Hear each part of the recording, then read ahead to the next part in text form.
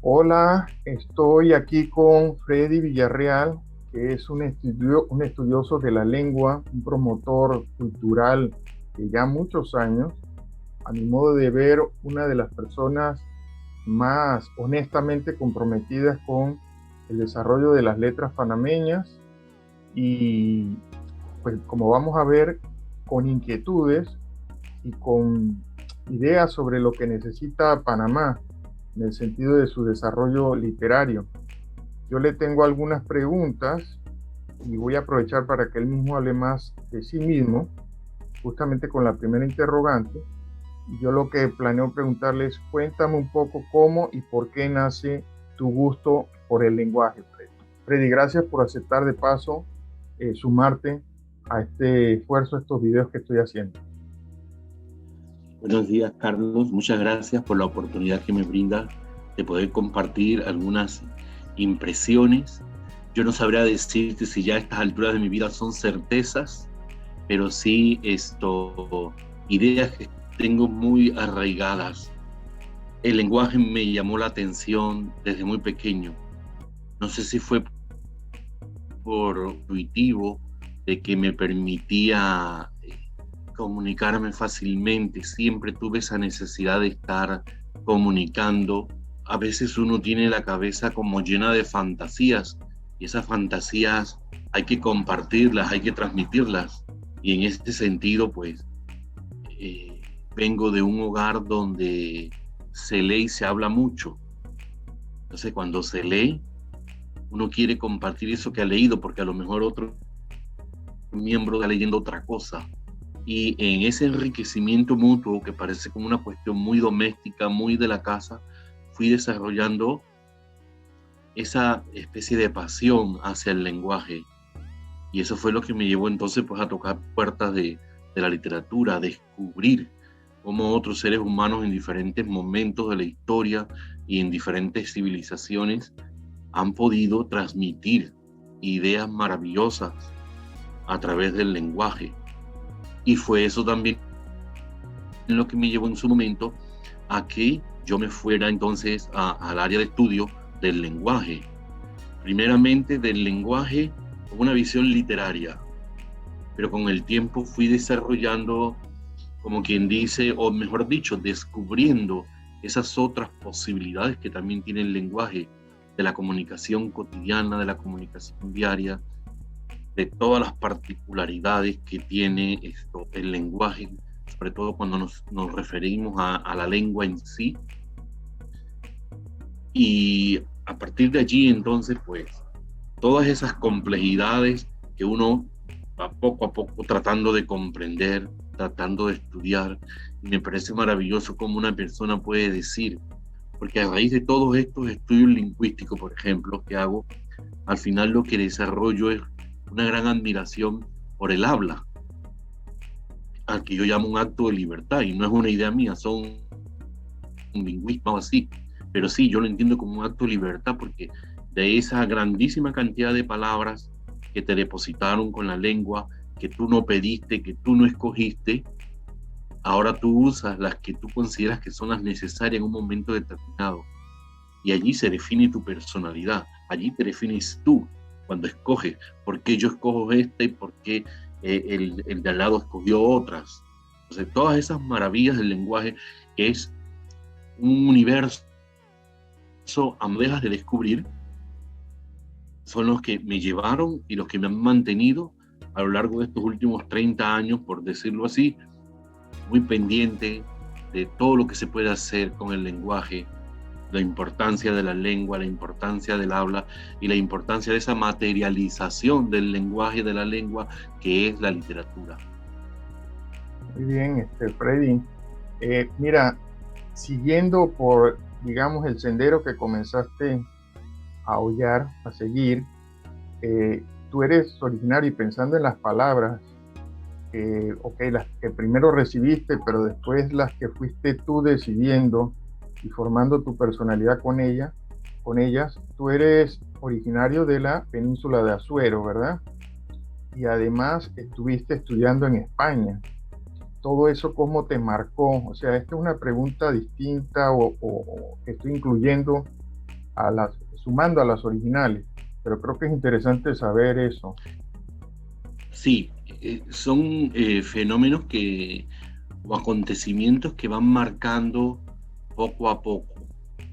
Yo soy, o he estado evolucionando, por decirlo de algún modo, de una posición muy crítica sobre la lengua que usamos en la península, porque hay mucho descuido, hay poco esfuerzo, y entonces, por ejemplo, y ahora que estoy trabajando con más alumnos de Azuero, yo siempre les digo, lo importante es comunicar, pero lo importante también es saber cuándo yo puedo usar un registro, en qué situación, en qué contexto.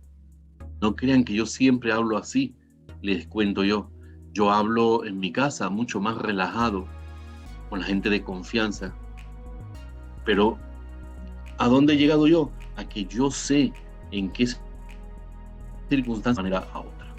Y de esa posición un tanto estricta, con el pasar de los años he ido hacia una posición que es una posición muy generalizada dentro de la lingüística moderna, y es que lo más importante es lo comunicativo, y que los geolectos, los idiolectos, los dialectos pues tienen mucho peso, y que la manera más natural del habla es la que está en uso, con todos sus despropósitos, con todas sus afectaciones, con todas sus incorrecciones para que ya los lingüistas no quieren utilizar.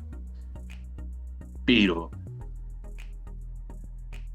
la influencia del idioma que escuchas en tu entorno, en la niñez, en los abuelos. Yo tuve la oportunidad de conocer a los bisabuelos, de escucharlos, de conocer gente muy antigua con unas particularidades lingüísticas que serían interesantísimas.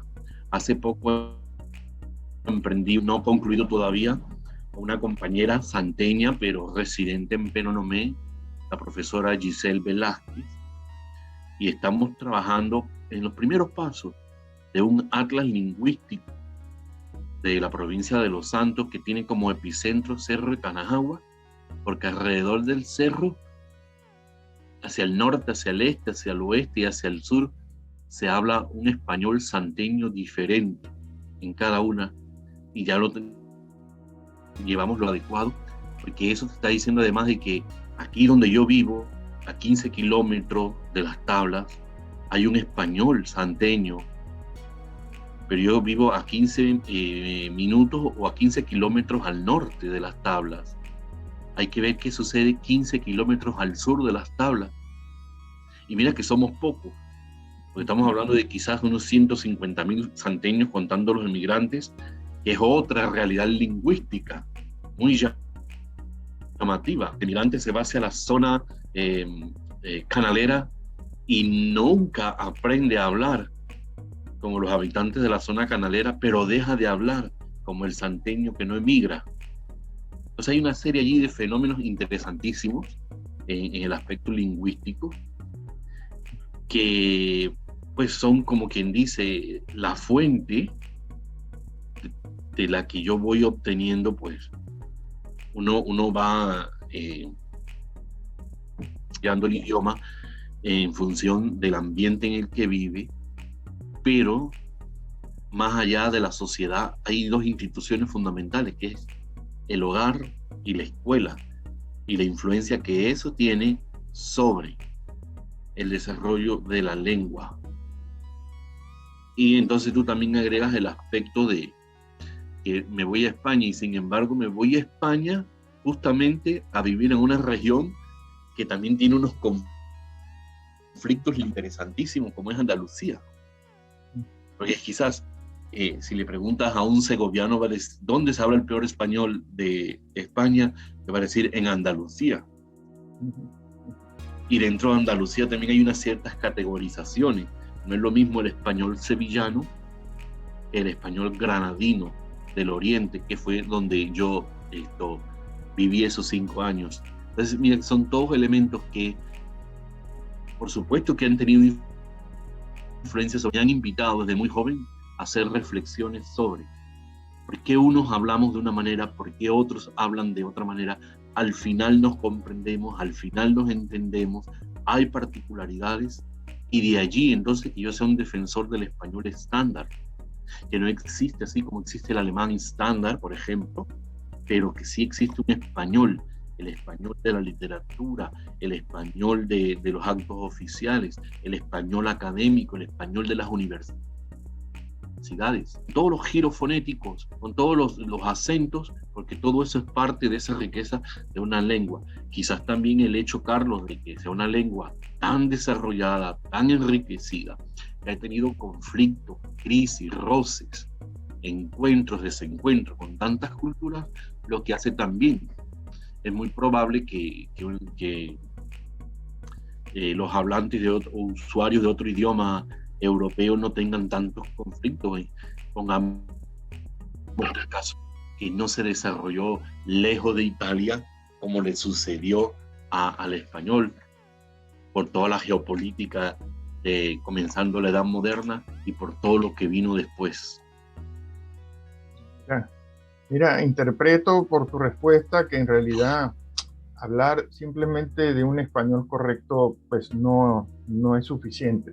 Si no hablas un poco, comentas, el comunicarse, el saber sobre el contexto, es una especie como de tomar conciencia del lenguaje, y también hay algo de mestizaje en lo que dices, porque todo este camino que ha seguido el español pues ha ido modelándolo, ha ido dándole influencias diferentes.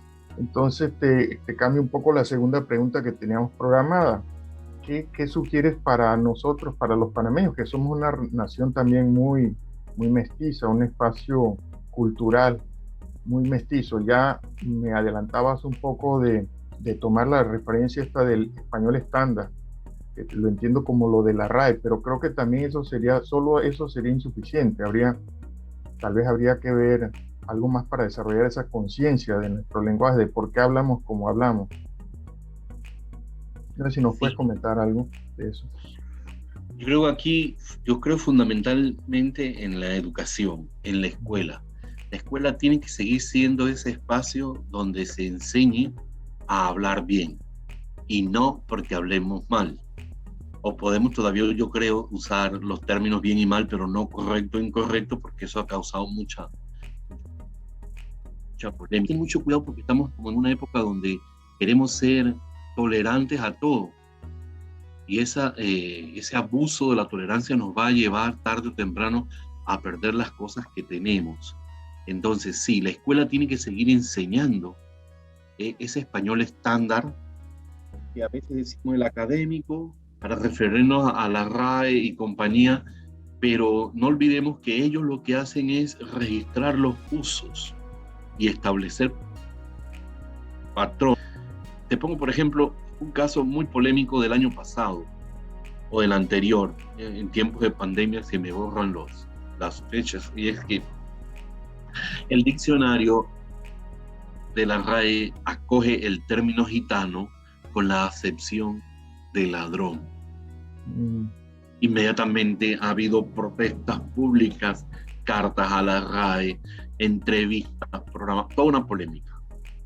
Y la RAE lo único que está diciendo, hay una comunidad de usuarios en España que utilizan esas palabras como sinónimo, y como tal el diccionario lo registra, pero no es que la RAE esté dando por hecho de que eso es auténticamente verdadero y que los gitanos son ladrones, o que las dos palabras son sinónimos.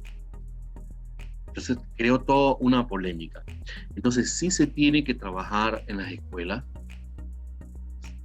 respetando. Yo creo que aquí la clave es desarrollar la conciencia lingüística, enseñar al joven que usted habla de una manera porque en su casa hablan de esa manera, porque en su familia hablan de esa manera, porque su estrato social o racial se habla de esa manera, pero hay unas formas que todos debemos manejar para comunicarnos mucho mejor.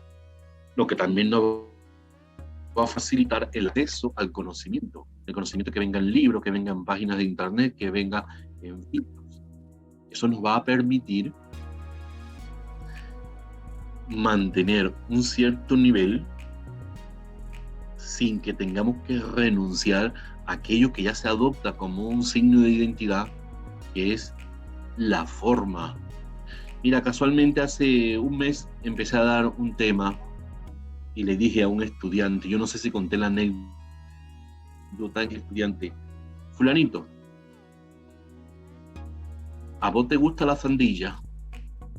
Y el estudiante, sin levantar la cabeza porque estaba haciendo otra cosa, me dice, hey, todos los chicos del salón se echaron a reír. Yo trabajo en secundaria en Tonosí, en el extremo sur de la península, allí donde el santinismo es más todavía marcado, más denso, donde pareciera que el tiempo, cuando en Ciudad de Panamá allí han pasado 25 nada más. Entonces se echaron a reír, pero todo el mundo comprendió que estábamos conversando. Y yo le decía entonces a ellos, aquí está el asunto, muchachos. Ahora yo les hago una pregunta. El otro año, porque son muchachos de sexto año, el otro año cuando ustedes van a dar una charla en una clase en su universidad porque les pusieron una exposición oral, ¿cuántos de ustedes dirían que les gusta la sandía? Y todos llegaron, ninguno. Entonces ahí está la conciencia lingüística. Ellos usan una forma en su casa, una forma entre ellos, pero saben que esa forma no está totalmente estandarizada, que hay algún tipo de error y que como existe una forma mejor, ellos saben cuándo y dónde tienen que usar esa forma mejor. Eso es lo que tiene que enseñar la escuela de educación. Que a lo mejor la escuela cuando enseña eso pierde un poco del tiempo que lo ha usado para la gramática, porque a veces como que hay una obsesión en los programas de llevar a los muchachos a hacer una especie de pseudogramático, cuando lo que tiene que interesarnos, es el uso del idioma, saber usarlo desde la práctica, saber usarlo con conciencia lingüística, más que repetir recetas o prescripciones muy teóricas, que si sigue este o cual modelo, que si es la teoría generacionista, que si no, que si es gramática histórica renovada. Una serie de elementos que son muy interesantes para nosotros los lingüistas, pero que aportan poco a lo que realmente se necesita en este momento. Buenísimo. Bueno, vamos a pasar al tema más, creo yo, polémico, y es que recientemente en un concurso panameño, pero de ámbito centroamericano, pues no solo casi se declara desierto, sino que en el fallo hubo fuertes reclamos, si se puede llamar, o fuertes regaños al modo en que se estaba construyendo las novelas, la estructura, la gramática incluso. Y bueno, en ese sentido lo que hemos venido hablando de que hay una conciencia lingüística, de que en realidad, y más en lo literario, que es tan creativo, que tampoco buscamos tener una gramática para todos los casos perfecta. ¿Qué le recomendarías tú a nuestros escritores, pues a los escritores, a nosotros, y a ti también que tienes un libro publicado, entiendo? ¿Cuál es el modo de abordar el fenómeno literario con todas estas variedades lingüísticas y también usando, por supuesto, la conciencia lingüística? Lo primero que yo tengo que decir y aplaudir, es que en este país, en los últimos 30 o 40 años, se ha hecho un gran esfuerzo por atraer a las personas a la literatura como lectores. Todo lo que se ha hecho, conversatorios, planes de promoción de lectura, la feria del libro que tiene una influencia decisiva, todo eso sí atrae a los lectores, pero los lectores se van a quedar en el mundo de la literatura solo si les gusta lo que encuentran. Entonces ya Hay un promotor que puede hacer maravillas, que hace magia, pero ese promotor no escribe. Es tarea de los escritores allí. Quiero partir de eso porque para mí la figura del escritor es fundamental. Entonces el escritor debe tener un perfil, así como lo tiene el ingeniero, así como lo tiene el educador, así como lo tiene el abogado, o como deberían tenerlo. El escritor debe tener un perfil para que esto lo acerque a lo que ahora mismo se está llamando mucho la profesionalización del escritor. ¿Qué sucede? Este boom, por llamarlo de algún modo, de la literatura, de presentaciones del libro, de los conversatorios, de qué bonito queda en tu currículum, que tiene 7 libros publicados, ha atraído también a mucha gente que quiere publicar, que ha descubierto de repente, o desde hace mucho tiempo, que tiene algo que decirnos, que contarnos. Y eso está muy bien. Pero en la literatura no es una conversación entre 2 amigos que se pusieron de acuerdo para ir a tomar café. O quizás sí. Yo siento que la literatura, a la hora de la comunicación literaria, hay que manejar mucho, tener esa conciencia. No me quiero meter en el tema de la vocación, que siempre es tan polémica, pero sí tener conciencia de lo que estás haciendo, que lo que vas a publicar se va a quedar publicado, que eso le va a llegar a mucha otra gente. Entonces eso significa una gran responsabilidad. No es que hoy me siento alegre, eufórico, triste y hoy quiero compartirlo con el mundo. Pues me parece muy bien, porque el artista, gracias a Dios, los artistas, esas manifestaciones artísticas de todos los tiempos han compartido con los demás seres humanos eso que hacen. Y eso es lo que nos ha permitido que podamos admirar la obra de todos estos señores. Pero hay que tener asumir la responsabilidad y tener un gran respeto hacia la profesión. Ese respeto no es decir, yo respeto y admiro, no. Ese respeto es, me voy a preparar bien. Me voy a suavemente. Quiero escribir un libro sobre. Entonces tengo que ver quién me puede ayudar para que cuando ese libro como producto, al final de cuentas un producto comercial, sale al mercado, tenga todas las características mínimas que se esperan de ese producto. Que es por tradición, pues sí. Que tú quieres cambiar las reglas del juego, porque tú eres muy y tienes un don especial, pues sí, pero para cambiar las reglas del juego hay que conocer las que están vigentes. Yo no puedo cambiar reglas de juego si yo no conozco lo que está vigente.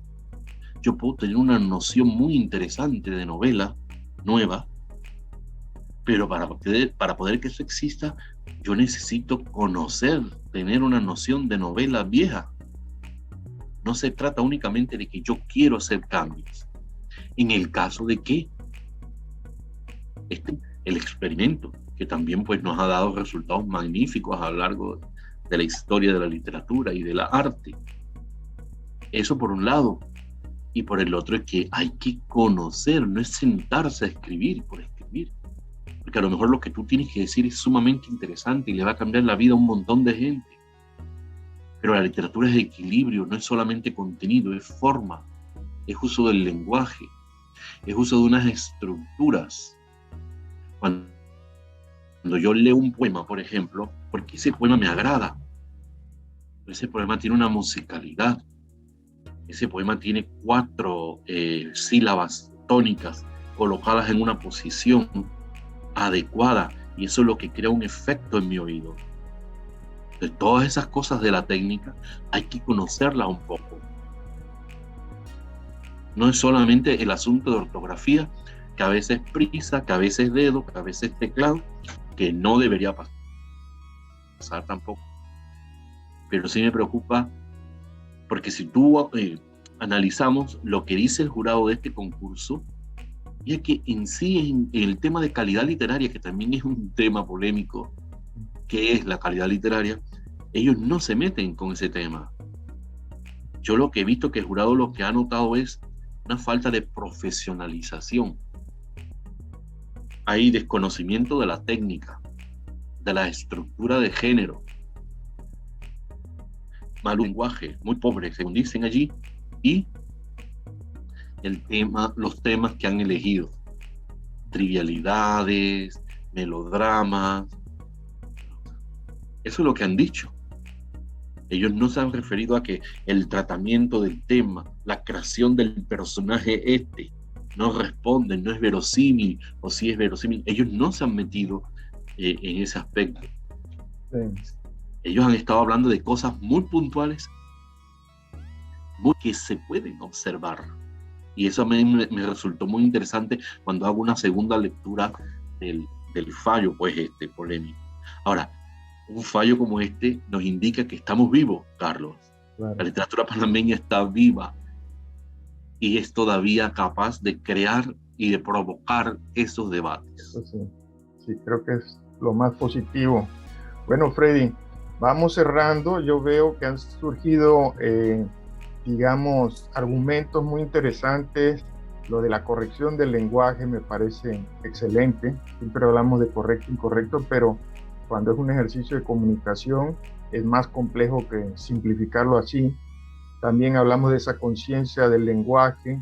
Ahora estamos hablando de la profesionalización. Yo creo que sí, tiene que haber un respeto y tiene que haber, bueno, al principio te comentaba, tal vez para dar paso a tus palabras así, ya de cierre, te comentaba que yo siento que muchas personas, y es una tentación, tratan de resolver problemas extra literarios con la literatura. Si uno toma digamos, la figura de la literatura como un símbolo, es en sí misma una criatura que hay que cuidar, ¿no? Entonces, bueno, darnos un poco el paso para la despedida y que también hables un poquito de eso que acabo de decir, Freddy. Sí, cuando nosotros miramos las biografías de muchos autores, pues en algún momento de su trayectoria literaria, la literatura les ha servido de bálsamo. Pero no es que hayan llegado, una vez que tengo una herida o una carencia, a buscar en la literatura, sino que estando dentro ya de la literatura, esto les ha servido de catarsis, les ha servido de bálsamo, y en ese sentido, pues, yo lo entiendo, lo justifico,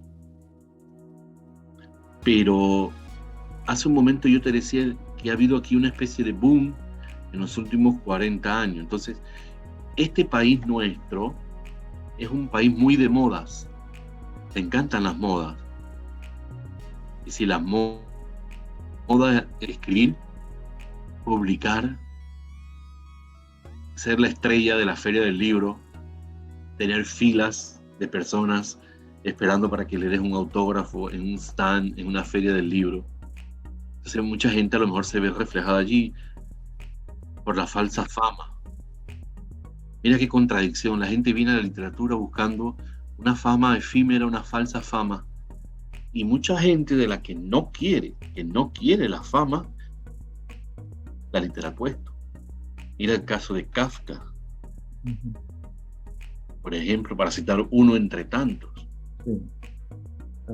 Entonces, en ese sentido, pues, creo que el tema de la moda y de tomarse muy superficialmente la literatura como fama rápida, pronta fama, soy un pseudo intelectual, escribo, también tengo esas carencias psicológicas, esas necesidades de que eleve mi autoestima, de que me quieran donde no me han querido, pues también nos ha llevado a que las personas, con todas las facilidades que hay en la actualidad para publicar, y que a veces no las hay, pero cualquiera que tenga una pequeña cantidad de dinero puede publicar 200 ejemplares de un libro fácilmente, que en 8 días se lo tienen listo y ya publicó. Yo cuando escucho en algunas entrevistas que mis libros, en mi primer libro, en mi segundo libro, en mi cuarto libro, digo, pero bueno, este tiempo que esta persona ha publicado 4 libros, ¿quién es? ¿Dónde están esos libros? Yo quiero conocerlo. Y esto puede sonar chocante y pretencioso. Yo conversaba en una ocasión con Danay y con Sonia y les decía, la literatura panameña es de calidad. La literatura panameña tiene mucha calidad. La literatura panameña, como en todos lugares, hay cosas buenas y hay cosas no tan buenas, pero la literatura panameña se ha esforzado, se ha cuidado mucho. Tenemos que seguir cuidándola. Nosotros no podemos dejar que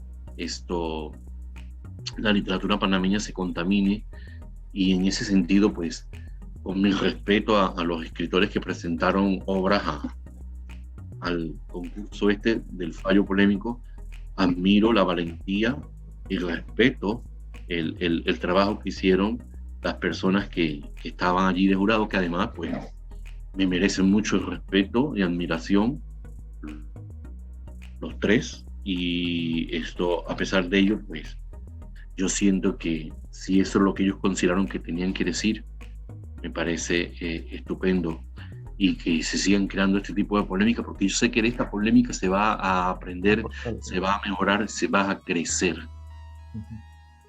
Buenísimo, Freddy. Bueno, de nuevo agradecerte la entrevista, y ya pronto la vamos a subir, te la voy a enviar también para que la tengas ahí. Muchas gracias, Freddy. Y estamos en contacto. Son interesantísimas, porque me permite, pues, conversar también con una persona que respeto, que admiro mucho. Gracias, su obra literaria, y esto me da la oportunidad de cambiar un poco el ambiente, de no estar como el profesor con sus niños, sino acá intercambiando con otra persona a que le gusta mucho, a que vive la literatura desde la práctica también, y que bueno, que todo sea por el crecimiento de la literatura panameña. Bueno, un abrazo, Freddy. Estamos en contacto. Igual.